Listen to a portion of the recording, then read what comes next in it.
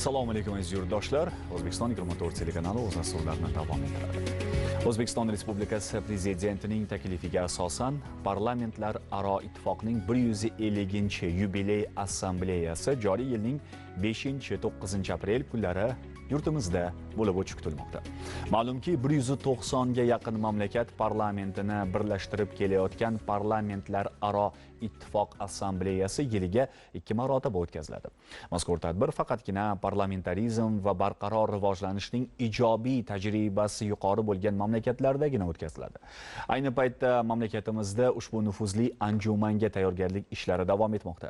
Ko'rsatuvimizni shu mavzuda davom ettiramiz va ekspertlarni taklif etganmiz. Ekspertlarimiz Taraqqiyot strategiyasi markazi ijrochi direktori, Toshkent shahar kengashi deputati Eldor Tulyakov. Assalomu alaykum, xush kelibsiz. Shuningdek, xalqaro munosabatlar, tashqi iqtisodiy aloqalar, xorijiy investitsiyalar va turizm masalalari qo'mitasi raisi o'rinbosari Odiljon Mamatkarimov bo'ladilar. Assalomu alaykum, xush kelibsizlar. Hurmatli ekspertlar, ta'kidlab o'tganimizdek, yurtimizda mana shunday katta bir nufuzli anjuman o'tkazilishga tayyorgarlik ishlari jarayonlari amalga oshirilyapti va o'z-o'zidan dastlabki savolimiz, parlamentlararo ittifoq bugungi kundagi obro'si qay darajada va dunyo hamjamiyatida bugun u qanday o'ringa ega? Marhamat.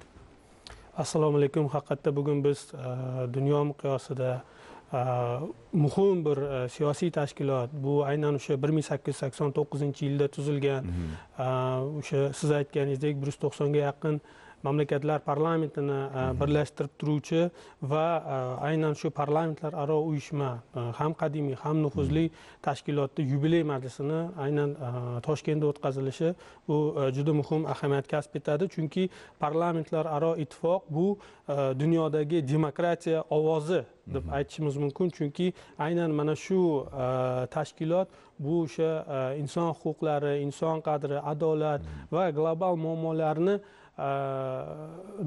yechishga qaratilgan o'sha tashabbuslarni ilgari suradigan, nafaqat qonun chiqaruvchi tashkilot sifatida, balki intellektual mahsulotlarni yetkazib beruvchi tashkilot sifatida biz bunga alohida e'tibor qaratishimiz kerak. Undan tashqari, aynan mana shu jarayonda yana bu muhim bir masala, bu tashkilot nafaqat qonun chiqaruvchi tashkilotlarni birlashtirib turadi, balkim aynan o'sha xalqaro maydonda, global maydonda muhim o'sha jarayonlarda parlamentni ovozi sifatida, dunyo parlamentlarini ovozi sifatida aynan o'z faoliyatini yuritadi, chunki bu tashkilot Birlashgan Millatlar Tashkiloti bilan yaqindan hamkorlik qiladi va ularni masalan turli masalalar bo'yicha maslahatlashuvlari ham aynan mana shu ittifoq bilan o'tkazilishini alohida ta'kidlashimiz lozim.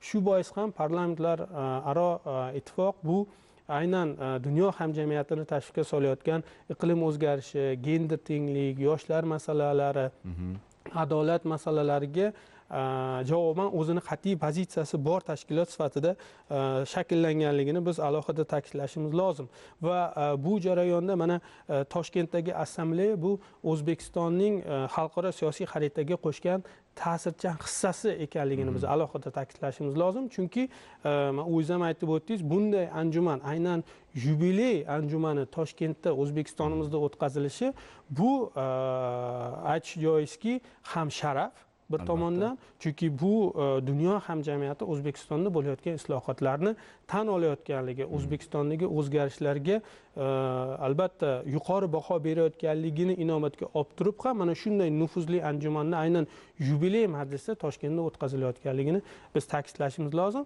Boshqa tomondan esa albatta bu katta mas'uliyat ekanligini ham alohida qayd etish lozim, chunki boya aytganimizdek bu tashkilot 190 ga yaqin mamlakatda parlamentini birlashtirib turadi va hozirgi kunda juda katta delegatsiya aynan mana shu tadbirga tashrif buyurishi rejalashtirilganligini qayd etish joiz.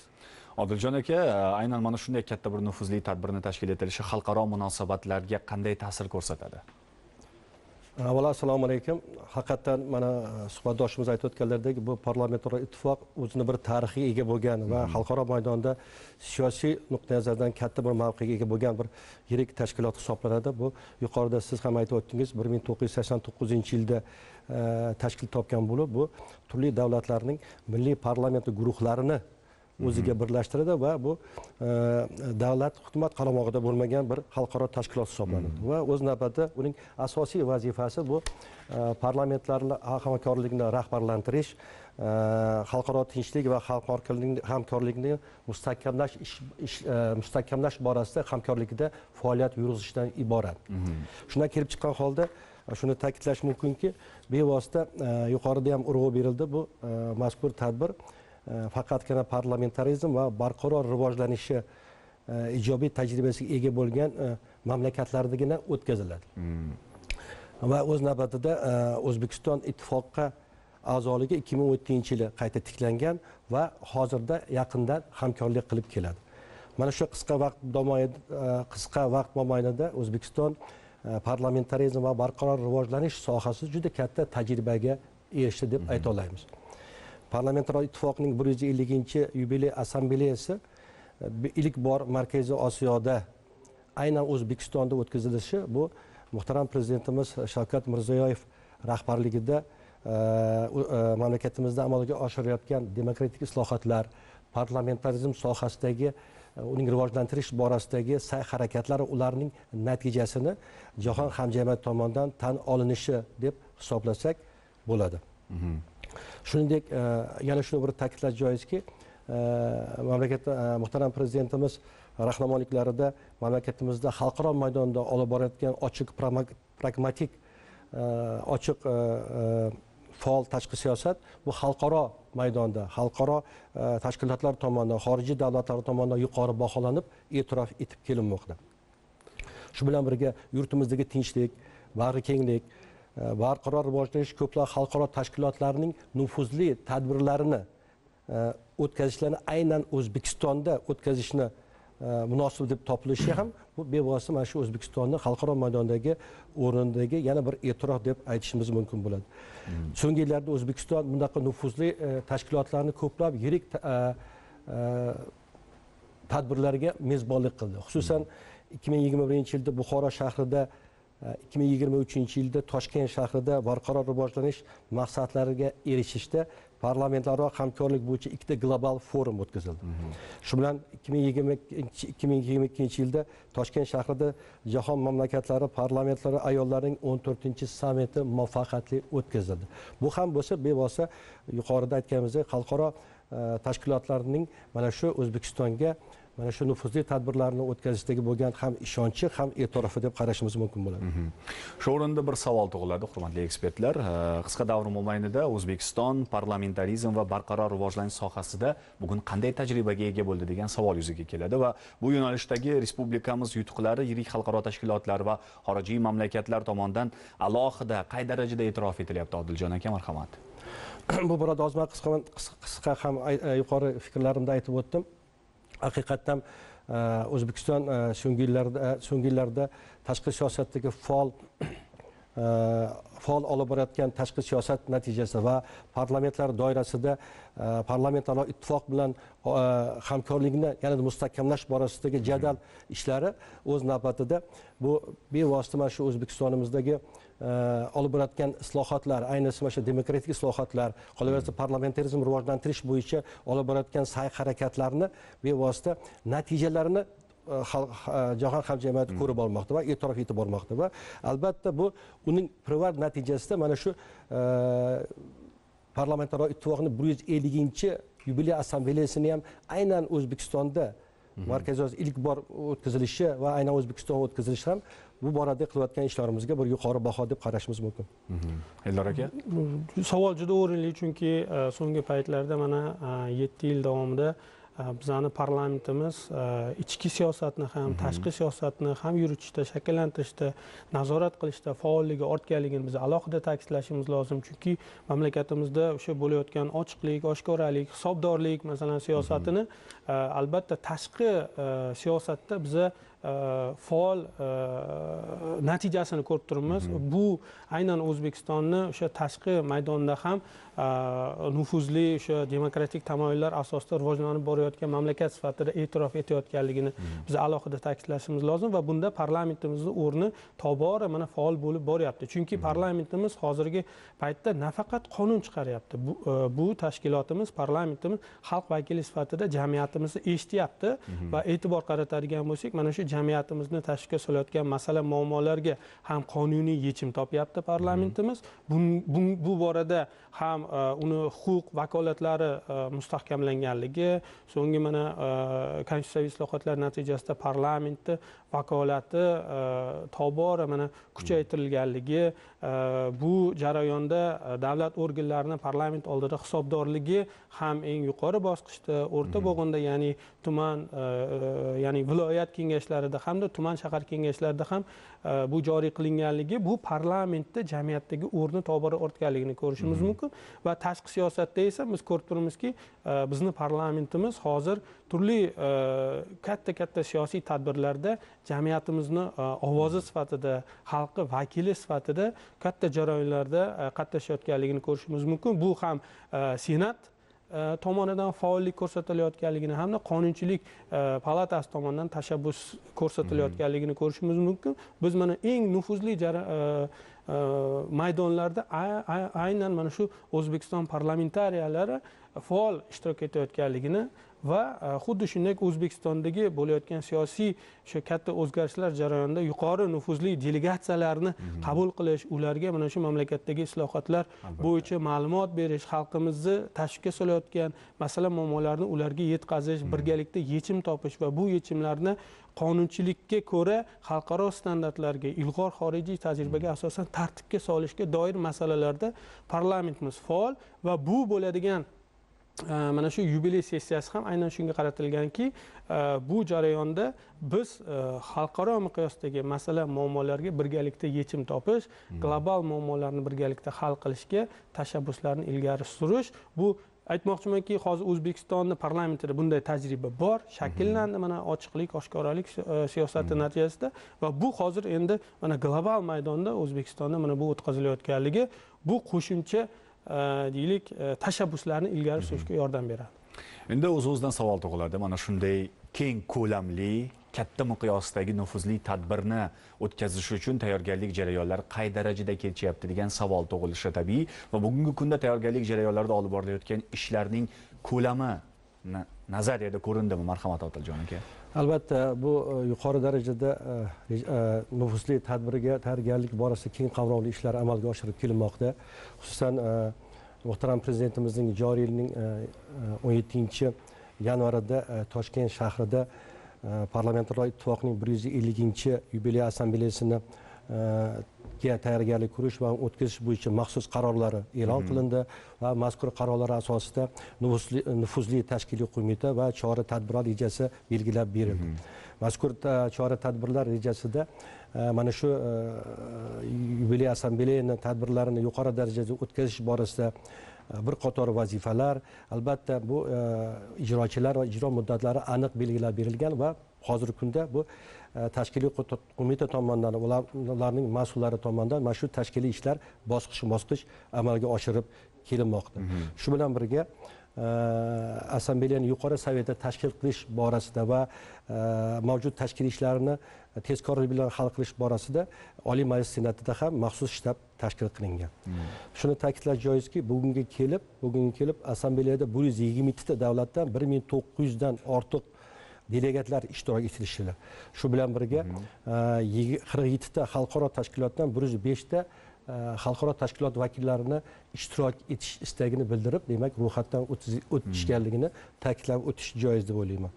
Qolaversa, bu tayyorgarlik bo'yicha Parlamentararo ittifoqning kotibiyati bilan birgalikda doim muloqot bo'lib turibdi va tashkiliy ishlarni joyida hal qilib borilyapti. Shu bilan birga assambleyaning maxsus veb-sayti tashkil qilingan va veb-saytda barcha ma'lumotlar, demak, xalqaro tashkilotlar, qolaversa o'sha xorijiy parlamentlar bilan o'zaro muloqot yo'lga qo'yilgan. Shu bilan birga bugungi kunda Parlamentaro ittifoqning kotibiyati bilan assambleyaning dasturi, konsepsiyasi to'liq ishlab chiqildi. Bundan tashqari xorijiy davlatlarning demak parlament vakillarini ishtirok etishlari bilan bog'liq masalalar Oliy Majlis Senatida xorijiy davlatlarning elchilar bilan uchrashuvlar o'tkazilib boryapti va ularni qiziqtirgan masala muammolarni demak mana shu uchrashuvlarda yechimini topib tushuntirib borilyapti. Bundan tashqari Tashqi ishlar vazirligi yordamida xorijdagi vakolatxonamizning elchixonalarimiz vakillari yordamida xorijiy davlatdan tashrif buyurayotgan parlament vakillariga amaliy yordamlar, viza olish bo'ladimi, kelib ketish bo'ladimi, ishtirok etishdagi barcha tashkil ishlarda amaliy maslahatlar, amaliy ko'maklar muntazam berib kelinmoqda. Eldor aka, qo'shimchalar bo'lsa. Bu borada albatta mana hurmatli senatimiz ham juda o'rinli masalalarni aytdi. Men qisqa aytmoqchimanki, bunday ko'lamdagi tadbir O'zbekistonda birinchi marta o'tkaziladi. Bu aytgandek, bu ham sharaf, ham mas'uliyat. Shuning uchun yana bir alohida e'tibor qaratadiganimiz bu tadbir aynan O'zbekistonni xalqaro e'tirofini jonli ifodasi sifatida biz qarashimiz kerak. Chunki mana shunday ko'lamdagi tadbirni o'tkazish uchun puxta tayyorgarlik kerak. Bu tashkilotchilik, bu xavfsizlik, bu masalan infratuzilma kerakligidan dalolat beradi va buni hammasi O'zbekistonda bor ekanligi, O'zbekiston jahon standartlari asosida infrastrukturaga ega ekanligini bir tomondan ko'rsatadigan bo'lsa, boshqa tomondan albatta boyagidek shu islohotlar samara berayotganligini ko'rsatadi. Shuning uchun ham bu shunday nufuzli tadbir O'zbekistonda o'tkazilyapti va yana bir e'tibor qaratadigan jihatimiz mana shu tadbir O'zbekistonda o'tkazilishi bu O'zbekistonning xalqaro maydondagi imijini yanada yaxshilashga, O'zbekistonni dunyo miqyosida yanada tanitishga katta hissa qo'shyapti. Chunki mana biz ko'rdikki 150 dan ortiq masalan mamlakatlardan tashrif buyuradigan delegatsiyalar qayerda bo'ladi degan tadbirga javobni albatta Toshkentda, O'zbekistonda bo'ladi deb masalan o'zini yon atrofdagilarga aytayotganligi va bu borada xalqaro PR aksiyalar tashkil qilinganligi, bu borada o'sha xalqaro darajadagi ommaviy axborot vositalarida ham mazkur jarayon keng yoritilayotganligini o'zi ham aynan O'zbekiston dunyo nigohida ekanligini ko'rsatadi. Tushunarli. Xo'sh, yana bir muhim mavzu, ya'ni assambleyaning asosiy mavzusi ijtimoiy taraqqiyot va adolat uchun parlament harakati deb nomlandi. Keling, aynan mana shu jarayonga birozgina kengroq to'xtalsak, uning maqsadlarini kengroq tushuntirib bersak, marhamat.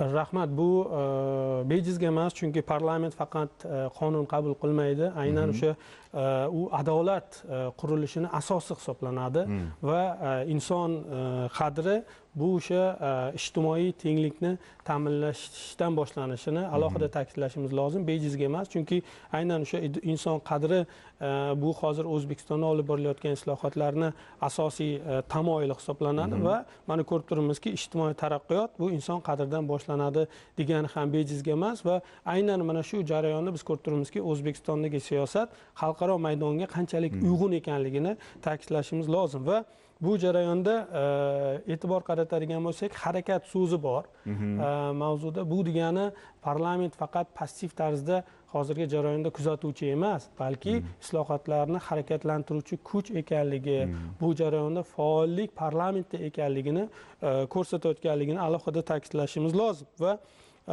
dunyodagi mana shu barcha parlamentlarni birlashtiradigan masala albatta barcha parlamentlar inson qadrini ta'minlash, inson huquqlarini kafolatlash, huquqiy tenglik, ijtimoiy himoya masalalariga alohida urg'u beryapti va aynan shu mavzudan kelib chiqib alohida e'tibor ijtimoiy siyosatni takomillashtirish, bu o'sha kambag'allikni qisqartirish, aholini ijtimoiy himoyasini ta'minlash, unga masalan adolatli sog'liqni saqlash tizimini yaratish, adolatli va kafolatlangan ta'lim sifatini yaratish masalalariga alohida urg'u berilganligini biz ta'kidlashimiz lozim va bu ham mana xalqaro miqyosdagi nufuzli tashkilotda kun tartibidagi masala qanchalik O'zbekistonni siyosatida ham aks etib borayotganligini ko'rishimiz mumkin. Chunki bu jarayonga bizga yangilik emas. Hozirda O'zbekiston 2030 strategiyasida ham inson qadri, sog'liqni saqlash, ijtimoiy himoya, adolat masalalari, inson huquqlari masalalariga alohida urg'u berilgan va shu jarayonda umid qilamiz va bunga ishonamizki, O'zbekiston parlamentariyalari ham mana shu nufuzli mavzuda O'zbekistonni tajribasini bemalol asoslantirilgan holda aytib, ular bilan o'rtoqlashib aytishi uchun mana yetarli tajriba bor O'zbekistonda va aytgulik, kerak bo'lsa maqtagulik masalan islohotlar qilinganligini alohida ta'kidlashimiz lozim va buni xalqaro hamjamiyatni o'zi ham e'tirof etyapti. Nafaqat O'zbekistonni masalan ichki siyosiy doiralar, balki xalqaro hamjamiyat doimiy ravishda O'zbekistondagi yoshlarga e'tibor berilayotganligi, gender tenglik siyosati qanchalik rivojlanganligi, madaniy masalan sohadagi o'zgarishlar mana natijasini berayotganligini xalqaro hamjamiyat ham e'tirof etyapti va shu jarayonda mana adolat, inkluzivlik va tenglik sari qadam ekanligini aynan mana shu mavzudan kelib chiqib, bu hozirda trend O'zbekistonning siyosatida ham borligini ko'rishimiz mumkin. Odiljon aka, bu borada mana hozir ham suhbatimiz juda to'g'ri ta'kidladilar. Tadbirning bunday nomlanishi bejiz emas deb aytish mumkin. Bu ham bo'lsa, so'nggi yillarda O'zbekistonimizda olib borayotgan keng qamrovli islohotlar, qolaversa qabul qilingan O'zbekiston 2030 strategiyasining maqsad vazifalariga bu hamohang deb aytishimiz mumkin. Qolaversa mamlakatimizda so'nggi yillarda ijtimoiy himoya borasida, kambag'allikni qisqartirish masalasi, qonun ustuvorligi, parlamentarizmni rivojlantirish borasida bir qator tajribalarga va natijalarga erishganligini alohida ta'kidlash joiz deb o'ylayman. Qolaversa, xususan bu borada ijtimoiy himoya milliy agentligini tashkil qilinganligi, uni maqsad vazifalari belgilab berilib, jadal uni amalga oshirilayotganligi, qolaversa prezidentimizning qat'iy irodalari bilan kambag'allikni darajasini belgilab berilganligi va kambag'allikni qisqartirish bo'yicha amalga oshirilgan ishlar davlatning ustuvor vazifasi sifatida qaralayotganligi ham bevosita mana shu tadbirlarni va bu borada bir qator natijalarga erishganligimiz ham bu jahon hamjamiyati tomonidan e'tirof etilishi va mana shu tajribani boshqa parlamentlar ham O'zbekistondan o'rganish imkoniyati mumkinligini ko'rsatib biladi deb o'ylayman. Tushunarli. Hurmatli ekspertlar, yana bir kun tartibidagi muhim masala bor, ya'ni assambleya kun tartibida muhokama qilinadigan masalalarga biroz kengroq to'xtalsak, nazarimda yurtdoshlarimizni ham aynan mana shu savol qiziqtirishi tabiiy holat, chunki mana shunday nufuzli assambleyani poytaxtimizda o'tkazilishi va poytaxtimiz mezbonlik qilishida tabiiyki bu bejiz emas. Biroz oldin barcha fikrlar, barcha mana shu natijalar aytib o'tildi, fikrlar bildirildi. Keling, assambleya doirasida kun davomida muhokama qilinishi lozim bo'lgan masalalarga kengroq to'xtalsak. Marhamat. Albatta, bu nufuzli tadbir doirasida juda ko'p qamrovli tadbirlarni o'z ichiga olgan dastur shakllantirilgan. Xususan, bunda butun dunyo parlamentlarining aholini ijtimoiy himoya qilish, kambag'allikni qisqartirish, huquq ustuvorligini ta'minlashdagi olib borayotgan islohotlari va tajribalari o'zaro o'rtoqlashish imkoniyati bo'yicha plashatka sifatida xizmat qiladi. Shu bilan birga bir hafta davomida parlamentlararo ittifoqning guruhlari tomonidan inson huquqlarini himoya qilish, gender tenglik, fan va texnologiyalar, yoshlar masalaga qaratilgan bir qator tadbirlar, forumlar, uchrashuvlar o'tkazilishi belgilangan. Xususan parlamentlar ayol a'zolarining forumi o'tkazilishi belgilangan. Shundan tashqari yosh parlamentariyalar forumi, Osiyo parlamentlari assambleyasining moslashtiruvchi uchrashuvi, shu bilan birga Islom taraqqiyoti tashkilotiga a'zo davlatlarning parlamentlar ittifoqining uchrashuvlari rejalashtirilgan. Bundan tashqari O'zbekiston tashabbusi bilan bolalarning zo'ravonlikni barcha shakllardan himoya qilish bo'yicha o'zaro tajriba almashishga oid maxsus tadbirlari ham mana shu nufuzli tadbirning dasturidan joy olgan. Shu bilan birga mana shu xorijiy mamlakatlardan kelgan parlamentlarni ishtirokidan foydalangan holda bevosita mana shu parlament rahbarlarining xorijiy parlament rahbarlari bilan o'zaro ikki tomonlama uchrashuvlari, muzokaralari, qolaversa mana shu parlamentlardagi hamkorlikni rivojlantirish masalasi, uni chuqurlashtirish masalasi, parlamentlar orasidagi do'stlik guruhlari faoliyatini yanada rivojlantirishga bag'ishlangan 50 dan ortiq yuqori darajadagi, oliy darajadagi mana shu uchrashuvlar o'tkazilishi ham belgilangan. Bundan tashqari parlamentlar qoshidagi qo'mitalar ham o'zlarining turdosh qo'mitalar, xorijiy hamkorlari bilan, demak, qo'mitalar bilan hamkorlikni rivojlantirish, qo'mitalarni oldiga qo'ygan maqsad vazifalarni bajarishda o'zaro hamkorlikni yanada mustahkamlashga qaratilgan o'zaro uchrashuvlar ham mana shu anjuman dasturlaridan joy olgan. Eldor aka, aynan mana shunday nufuzli tadbirni tashkil etilishi nazarimda xalqaro munosabatlarda o'sha parlamentlar aro tajriba almashishga ham juda katta turtki bersa kerak, shunday emasmi?